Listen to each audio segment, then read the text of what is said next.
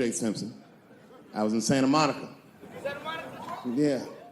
I can't believe a black dude was like, Santa Monica. He was the last niggas I was expecting to say that. Let's see your shoes. You got some Vans on, nigga? What you got on? Santa Monica! You? At the time, I was 18. I had done a show, and then a guy from the club came up and was like, hey, O.J. Simpson's here, and he said he wants to meet you. I said, what? Fuck yeah. I ran down the steps, and O.J. was down there. He was like, hey, yo, man, how are you? It's very good to meet you, and you're doing really good work, and I hope good things happen for you in your life. I was like, man, thanks, Mr. Juice. Standing beside him, well, I don't know the nice way to say this, his soon-to-be slain wife. Ladies and gentlemen, man the fuck up or you're not gonna make it through the end of this show. Just man the fuck up. She's dead, you already know, we know what happened. We don't know who did it, but we know what happened.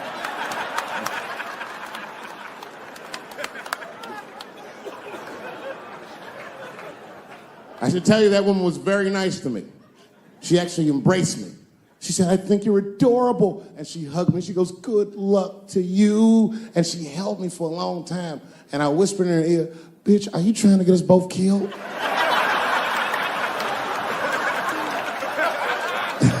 I'm just kidding, I didn't say that. But that was the first time in a nutshell.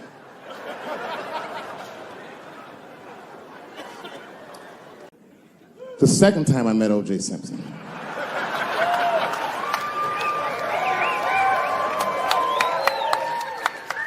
Was right after the trial of the century. There I was, now a young man of probably 23. O.J. Simpson was the most famous or infamous face on planet Earth. I was in a restaurant in Beverly Hills with my agents. I wasn't alone in the restaurant, but I was alone. I was the only black person in the restaurant. And in the 90s, that felt very uncomfortable. Now I tend to enjoy it at this age.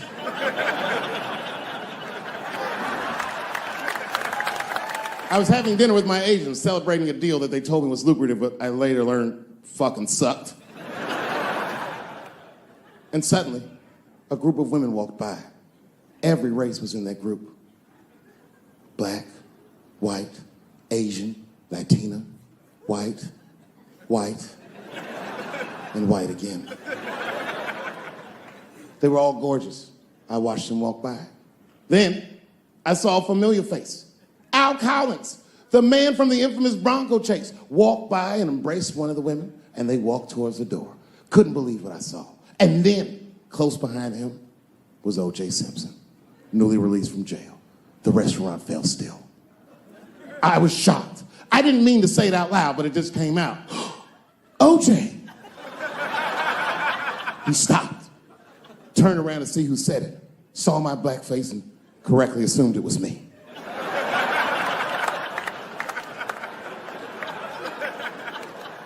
I was sitting in the corner of the booth. He leaned over all the white people I was having dinner with and shook my hand. How are you, young man? He looked in my eyes, and I could see in his eyes that he didn't remember meeting me the first time. And then he walked away. And I looked back at my agents, and all of them had nothing short of disgust on their faces. And the only one with the courage to voice their disgust was a woman named Sharon, who used to represent me. How could you, she said. How could you shake hands with that murderer? I said, Sharon, with all due respect, that murderer ran for over 11,000 yards.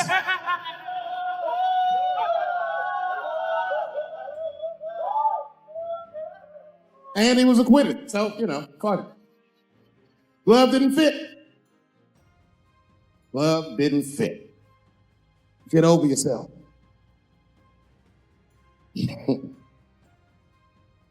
Some people can't do that. Some people just can't get over themselves.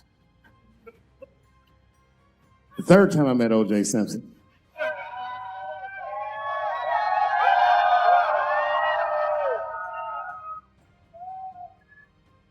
Third time I met O.J. Simpson, I was doing great in life. I just finished the second season of Chappelle Show. Man, those were good days. I was playing a comedy club in Miami, the Improv. I don't know if you've ever been, but if you have, you'd know. The door for the green room is right on the stage. Can you imagine such a thing? If I walked out of the door of the green room, bam, I was right here, right from the dressing room. And I did that. I walked out, and the whole crowd was like, hooray! And I looked, man, as close as you are to me, I saw him as soon as I came out, the Juice.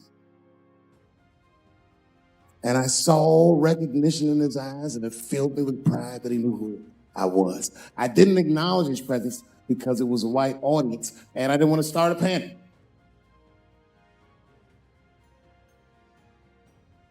But I did my show. Show went great. I said, good night, everyone. They all said, yay! And I didn't say nothing to OJ, but I just gave him a signal, let him know I knew he was there. And I walked into the green room, and OJ was already in there. I was like, how the fuck is this possible? I was scared. And then my friends came in, and we all started talking. We sat down on the couch, and I'm just telling you what I saw with my own eyes. You can believe me or not believe me. But in my experience, O.J. Simpson, one of the nicest men I'd ever met. He was nice to me. He was nice to my friends. The conversation was filled with warmth and levity, humor, and wisdom. He talked for 90 minutes, and then suddenly the Juice said, you know what? I've got to be going. But it's good to see you again, and I'm glad things went so well. I said, thanks, Juice. And my friend said, yeah, goodbye, Mr. Juice. They're new to the game. I said, no, thank you for your hospitality. Good night, guys. And we said, good night. And we just walked out the door. And as soon as the door closed, we all looked at each other like, that nigga did that shit. I could feel it. I could feel like murder in the room. Well, you young heads,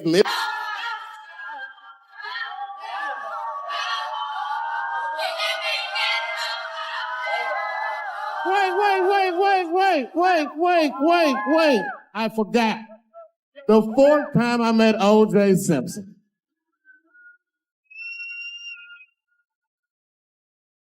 The fourth time is not the funniest time, but it was the last time I'd see the Juice.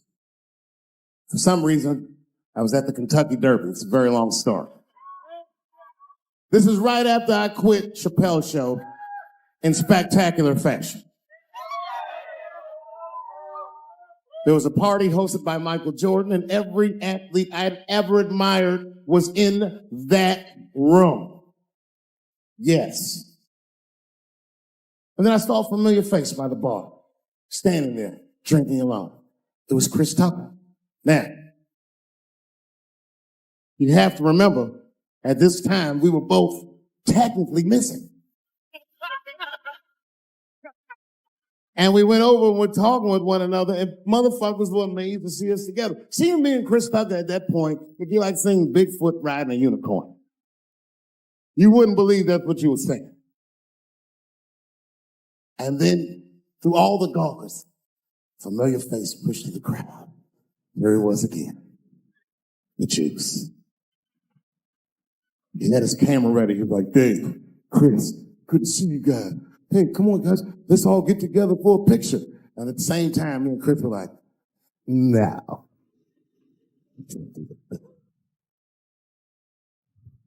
Sorry, Juice, my career's too flimsy to survive a picture.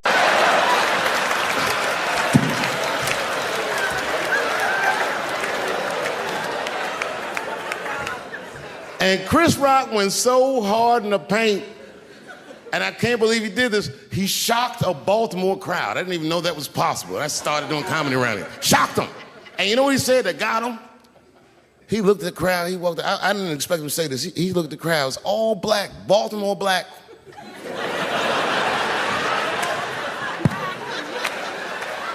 Even if you rich and black in Baltimore, you know them niggas is traumatized about something.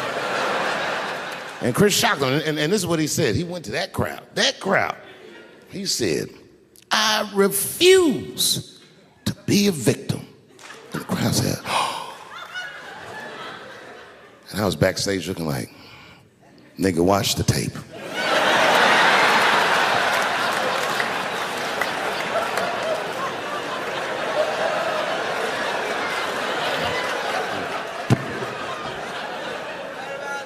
I know it's fucked up, but I tell you the truth. You know, everything's funny. Everything's funny till it happens to you. 3 months, a mere 3 months after that terrible attack that Chris Rock endured, I was on stage at the Hollywood Bowl, and a lunatic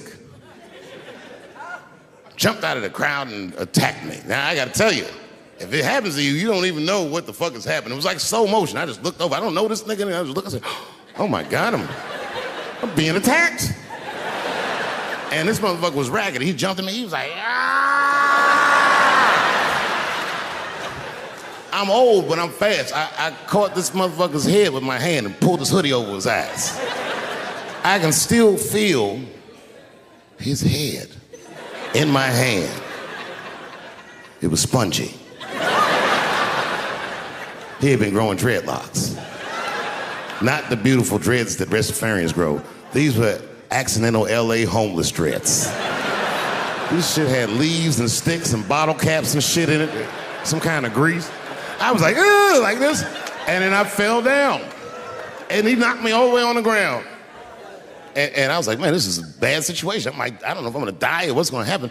But in that moment of vulnerability, you know what occurred to me that had never occurred to me before in my life? In that moment, it occurred to me that bodyguards should not wear dress shoes to work. Travis. This nigga Travis came out slipping and sliding on some kind of beautiful loafer and fell flat on his back. Pop. I said, oh my God. Now both of us are down. I gotta handle this shit myself. So I popped right back, boom. And then the kid that knocked me down, he popped up, boom, and we looked at each other and realized at the same time, I was bigger than him. And that motherfucker took off running. And I started to chase him, and I said, fuck him. And I picked the microphone up. I said, I'm gonna finish this show now. That's right.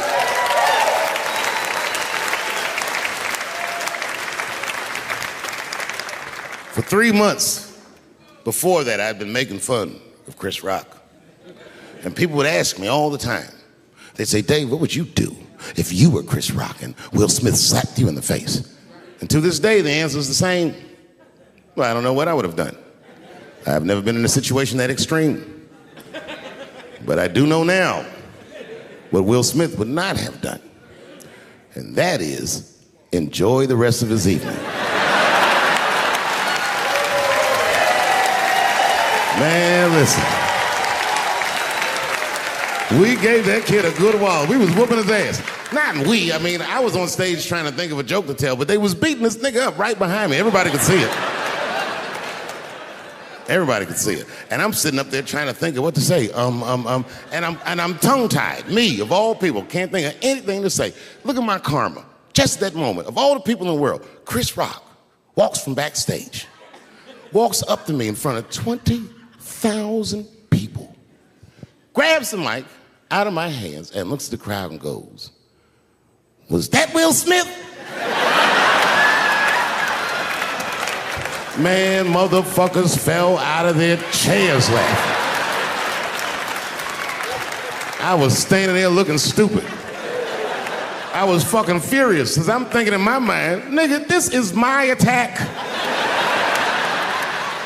You got attacked 3 months ago. Now you have jokes. So I snatched the mic back from Chris and tried to get one off, but my shit did not go good at all. I didn't know what to say. I was just like, it was a trans man. And the crowd was like, boo. It's LA, we like trans people, boo. I know, I felt so bad. I felt so bad. But I know why I did it. You'd have to be there to understand, but man, when that guy tackled me, it was like it's like a movie or something. You gotta picture this. Picture a famous person you like. Every famous person you could imagine was at that show. was like the biggest night that Hollywood had ever seen. And when that guy tackled me, he cleared the bleachers.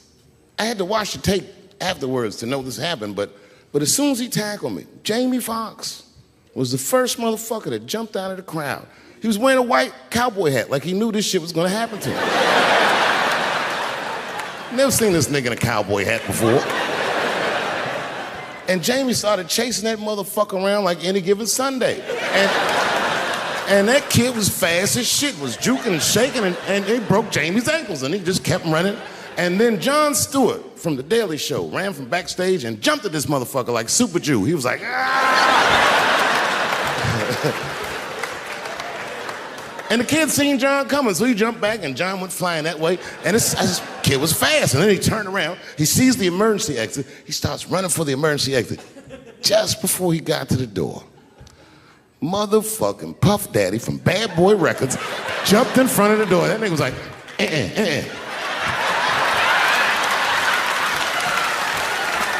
Boy,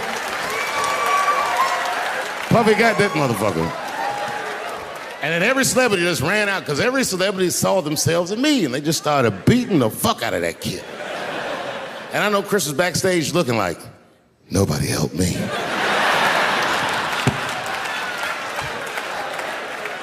Everybody hates Chris.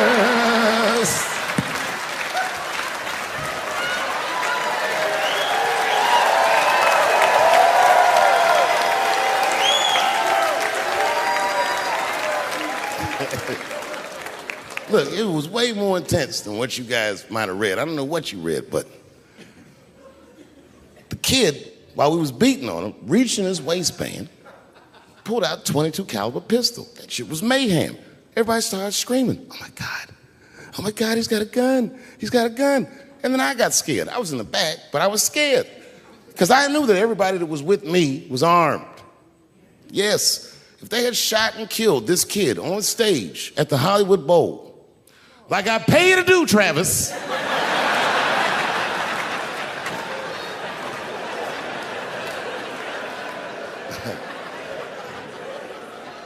But Travis G'd up. Travis wrestled the gun out of the kid's hand, and then he took it like this and tried to chamber the round, and he couldn't. So he pulled the trigger, and it wasn't a gun. A knife blade popped out of the front. I guess this kid was gonna stab me. Some scary shit.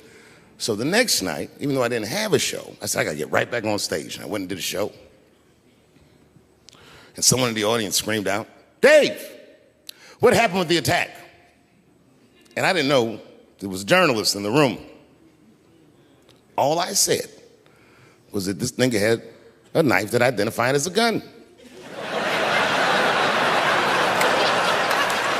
I got 6 more weeks of bad press for that joke. I didn't even do nothing to this nigga. That was not right.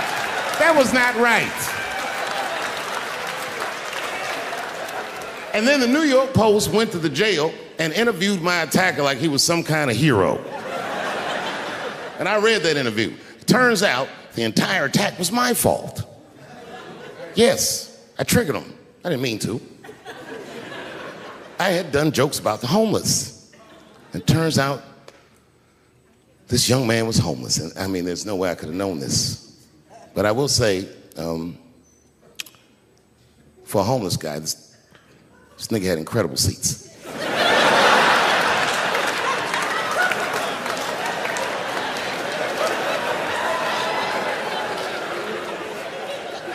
Oh, and they said I triggered him because I had done LBGTQ jokes, and it turns out this fella was a B. That was the headline in the article. It said, Dave Chappelle's alleged attacker is bisexual. I said, alleged attacker? This motherfucker definitely attacked me. I'll show you the tape. He's allegedly bisexual. I'm gonna need to see him suck somebody's dick before I believe the rest of this article.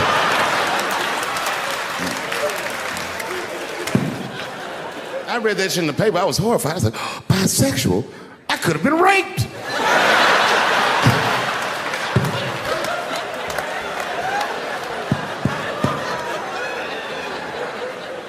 No, you know what though? It's not funny because Because after all that madness ensued, I went to the hotel room. I was by myself, and I opened the door, and my wife was in there alone. She was sobbing, like sobbing.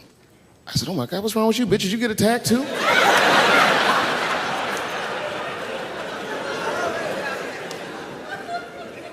And she's crying. She said, oh my God, David. She said, if you had died tonight, me and the kids would have nothing.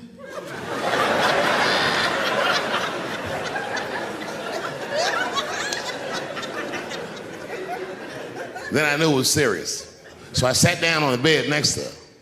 And I reached in my pocket, I pulled some keys out that she had never seen before. She said, oh, what are those keys? And I gently placed them in her hands.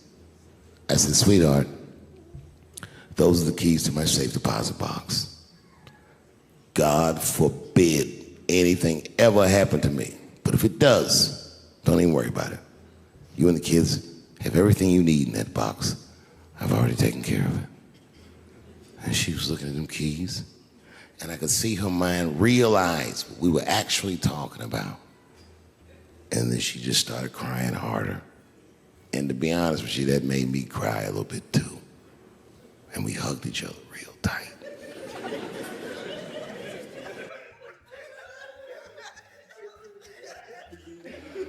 Do you know this bitch looked in the box while I'm alive and well? Who does that? Oh my God. And then she was mad at me. She said, God damn it, David, I opened that box. I said, you did? She said, yes, I did. And there was nothing in there.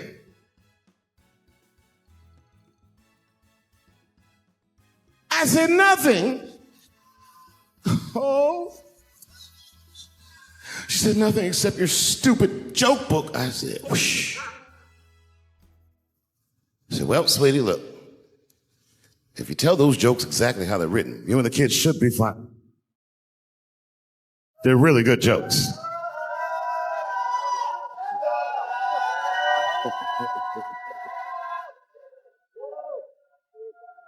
She's like, good jokes? What is this shit? Come join me in my watery grave. No, you gotta roll your throat. Join me in my watery grave.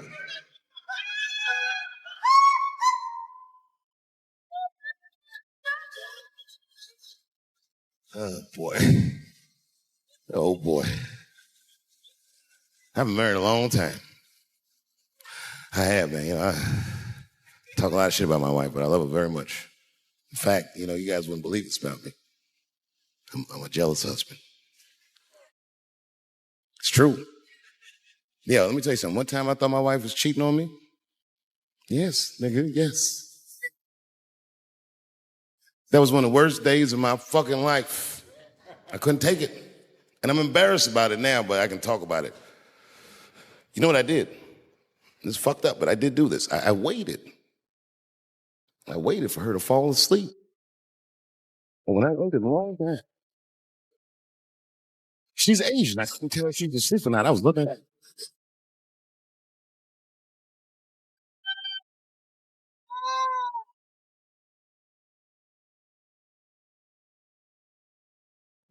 her. And when I was sure she was asleep, you know what I did? I stole the iPhone.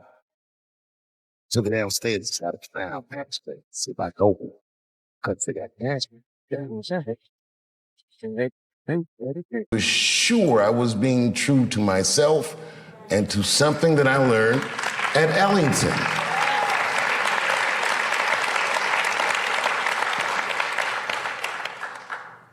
I'm one of those comedians that thought of himself as an artist. I was enamored by what the genre could do. It was like the pictures that I could paint with words and the way I could engage with audiences. I understood as it was happening. I was very lucky to be able to do this. And I protected that. And I knew that if I took the money, they would expect me to behave differently. And I wasn't willing to accept that. So I quit. And when I quit, it was a very difficult time in my life that I'll spare you the details, but man, fuck show business. It was tough. And then one day I was in Panama City, Panama, and I was at a hotel, and I looked at the lobby. There was a painting of Abraham Lincoln. And then I would look closer. It wasn't a painting. It was all pennies, just pennies, on a black canvas, arranged into the face of Abraham Lincoln. And I asked the guy, I said, how much is that painting worth? He said, $600,000, sir. And I looked at the pennies that made up the painting, and I was like, that's like $300 worth of pennies.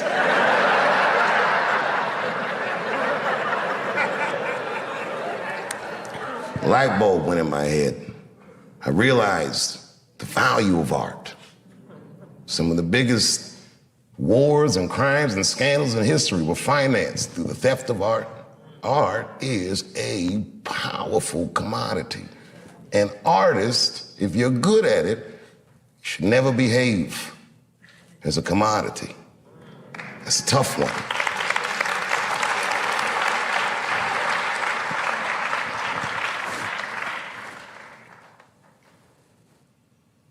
And then I gave up. I said, this is probably it. I accepted the fact that the career I thought I was gonna have was over, but I started to rediscover just my art for its own sake. I would go to comedy clubs, and I worked for way less money than I ever had, and I enjoyed it more than any of the work I ever did. It was probably the best work I'll ever do, because it was so honest. It was so sincere. There was no media, there was no studio, there was no scrutiny, just me and the crowds. And I did it night after night, and slowly but surely the crowds got bigger and bigger. And then suddenly people started to notice, and Polestar would say, Dave Chappelle has the tour of the year. And again, and then the year after that, and then the year after that. And then Lorne Michaels asked me to do Saturday Night Live. And it wasn't just like he asked me. He was courting me. I didn't even know it. He gave me this whole long speech. I was like, all right. And then I read some book about Lorne Michaels starting Saturday Night Live, and I read the speech that he gave Richard Pryor when he wanted him to host the show, and I said, holy shit, that's the same shit he said to me. And I did it. And that was an enormous amount of pressure. It had been 12 years since I had been on television, or since I had even talked to the media. And I remember I signed my Netflix contract on my way to my mark for the monologue. If you do live television, they count down every second. 30 seconds. Are you sure this contract is good? It's good, just sign the paper, it's good. 22 seconds. Oh, nigga, you better not be tricking me.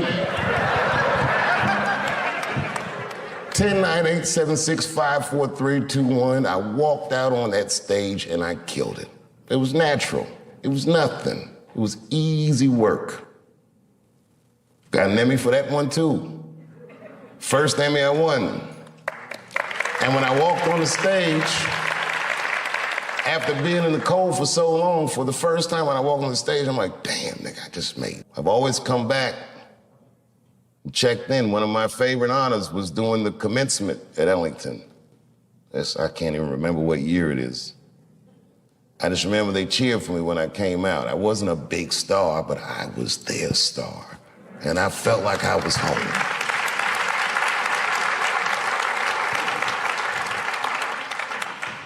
After I did Lorne Michaels, after I did Saturday Night Live, Lorne Michaels said something that I got to share with you. He goes, you went to Peggy Caford School, didn't you? That's what he said. And I said, I did. And he said, I want to say to Saturday Night Live, he goes, tell her I owe her money.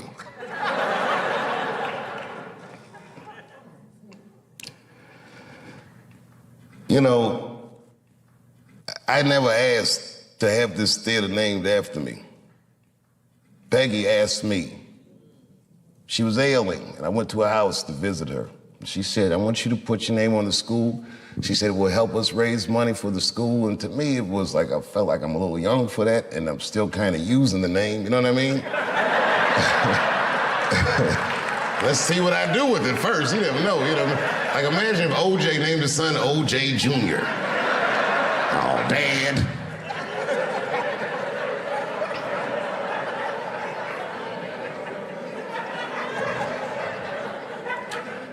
And around then, I was receiving the Mark Twain Prize, huge honor. And the next day, all the artists that came to honor me, the Bradley Coopers and Chris Tuckers and all these great people, came to Ellington and they taught master classes for the students. And Peggy Cooper Capritz, as sick as she was, got out of her bed so she could be with her babies. She never left us. So I did it. Say, you know, whatever you want to do, however I can help, I'll do it. I got to tell you, if you quit a show like Chappelle's show, I don't know if you know what happens to you professionally, but I'll tell you what doesn't happen. They don't just say, well, good luck in your future endeavors. With that media, they beat me up.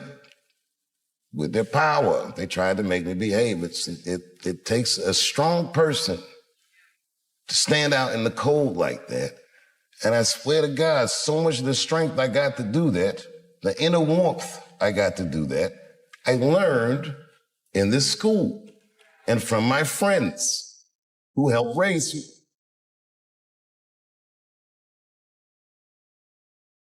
So why wouldn't I do anything I could to help my benefactor? And the last time I came back, after the closer, when the kids were mad at me, I gotta tell you, that was quite the day. All the kids were screaming and yelling. I remember I said to the kids, I go, well, okay, well, what do you guys think I did wrong? And a line formed.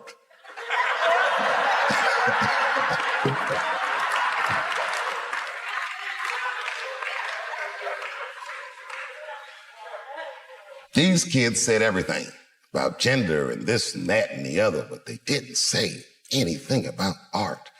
And this is my biggest gripe with this whole controversy with the closer, that you cannot report on an artist's work and remove artistic nuance from his words.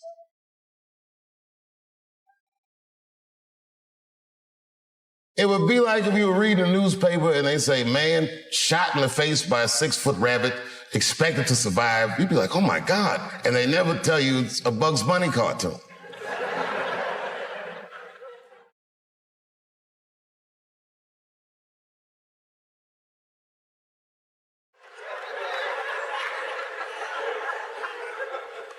I took a lot of cold shots in show business.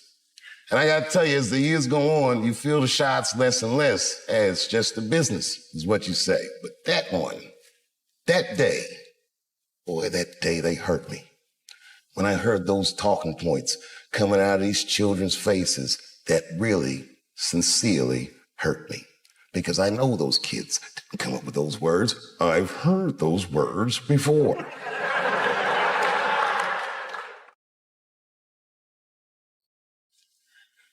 The more you say I can't say something, the more urgent it is for me to say it. And it has nothing to do with what you're saying I can't say. It has everything to do with my right, my freedom of artistic expression that is valuable to me, that is not separate from me.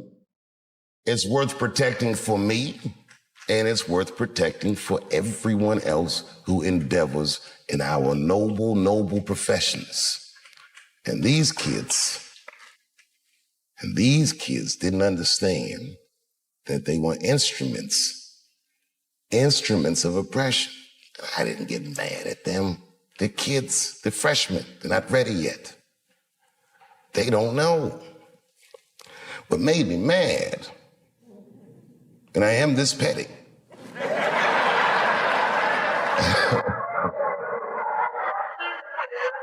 I ain't saying names. One of the kids' mother went on Fox News. She used to be a student here. I remember her face, but I don't know. She taking it on. Anyway.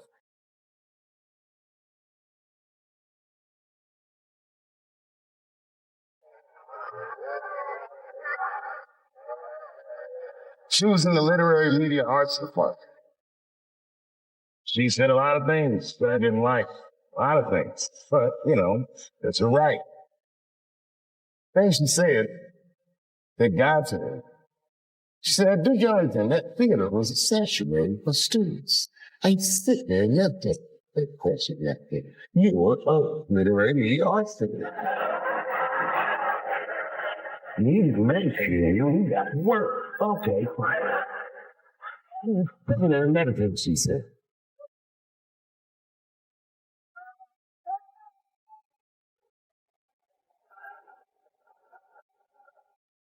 And she stretched her face up. She's a beautiful woman, but her face looked hideous the way she stretched it up. And she said, it's just imagine his name on that theater. How would you do it to those kids?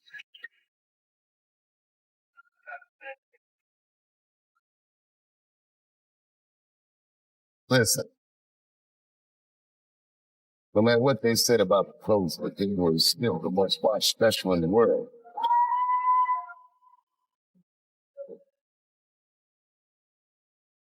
And I am still of the mind, and I say this with all humility. It is a masterpiece, and I challenge all my peers to make it equal. They cannot. I am sure.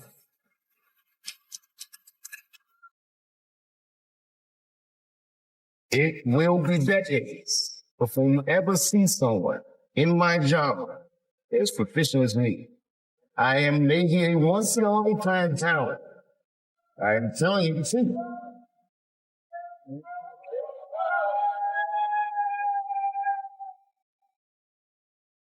About 3 weeks ago, I saw in the newspaper that a man that was dressed with winning clothing threw a woman.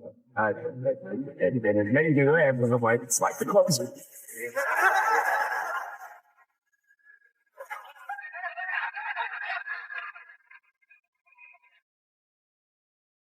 I said it to the kids that day. If you have a better idea, then express it. And you can beat me. It's that easy. If you have more talent in it, you display it. And you can beat me. You circle it. This is what our genre is about. The idea that my name will be turned into that's untenable to me. So on Friday, I decided that I don't put my name on it. Hear me out. The Ellington family is my family. This controversy came out, and the students were angry. At the height of their anger, they simply still want to get after me. They taught the kids about the nuance of art and acting. See, if I feel a great deal of success, they came around. So it's not that they did not want to do this to me. It's still my opinion. I'm not going to say I don't want it. I'm going to say rather than give this kid my name, I'd like to give these students my yes to them. So it is with great honor that I say the new name of this theater, the Gerard Carmichael Direction. I apologize. This theater should be called the Theater for Artistic Freedom and Expression. I want that for myself, and I want it for every student that's educated at this school. And when it is, you are ever ready. You can